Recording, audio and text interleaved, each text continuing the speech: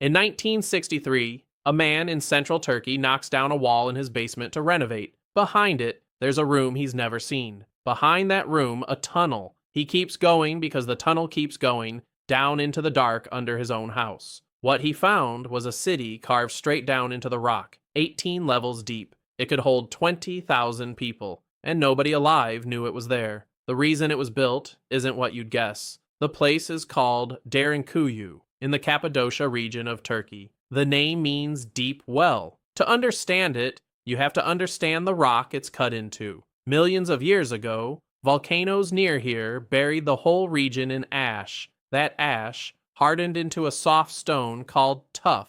Tuff is strange stuff. When you first dig into it, it's soft enough to carve with hand tools, but once it hits the air, it hardens like cement. So if you carve a room, the walls turn solid around you. Now multiply that by an entire underground city. Derinkuyu reaches about 60 meters down, roughly 18 stories below the surface. And it wasn't just sleeping space. There were stables for animals on the upper floors. Below them, kitchens with blackened stone ceilings from cooking fires.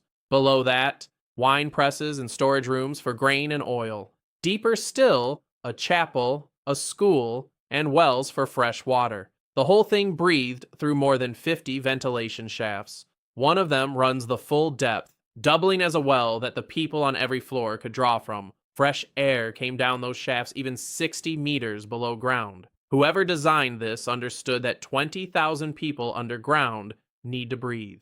Think about what that means. This wasn't a hiding hole dug in a panic. It was engineered. And the most telling feature of all is the doors. At the entrance to each level sat a round stone, like a great mill wheel, cut from the same rock. Each one stood about 1.5 meters across and weighed up to half a ton. From inside, a few people could roll it across the corridor to seal the passage. From outside, it was almost impossible to move. And there was a small hole in the center of each stone. Researchers think it was used to see out, or to push a spear through at anyone trying to break in. These doors only lock from one side, the inside. So the people who built this weren't keeping prisoners down there. They were keeping something out.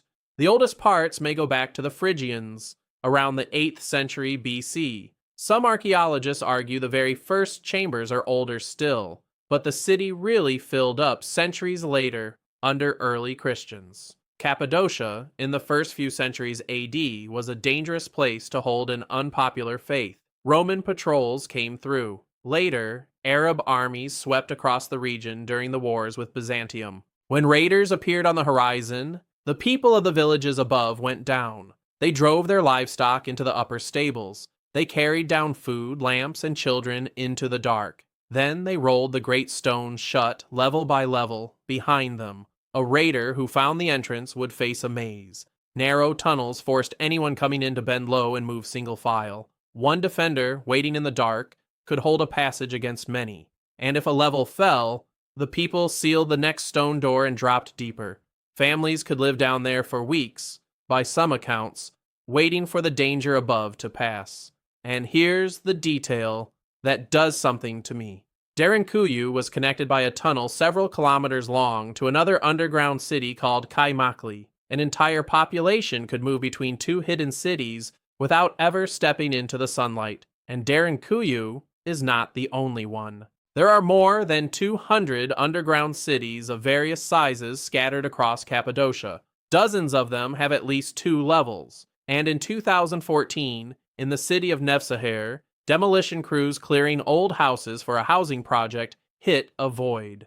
Beneath a hilltop castle, they had stumbled onto another underground city. Early surveys suggested it might be even larger than Derinkuyu, possibly the biggest yet found. It had been sitting under a modern Turkish town the whole time. People parked their cars and raised their kids on top of it for generations. Which raises the obvious question, how many more are still down there, unfound, under villages and fields, with their stone doors still sealed from the inside? And here's what we still can't fully answer. We know how Derinkuyu was used, and roughly when, but we don't know who first decided to dig 60 meters into the earth, or exactly what frightened them enough to start. Whoever they were, they left no name, only the work of their hands in the rock. A man wanted to fix his basement. He knocked through one wall and found a fear so old, We still can't put a face to it.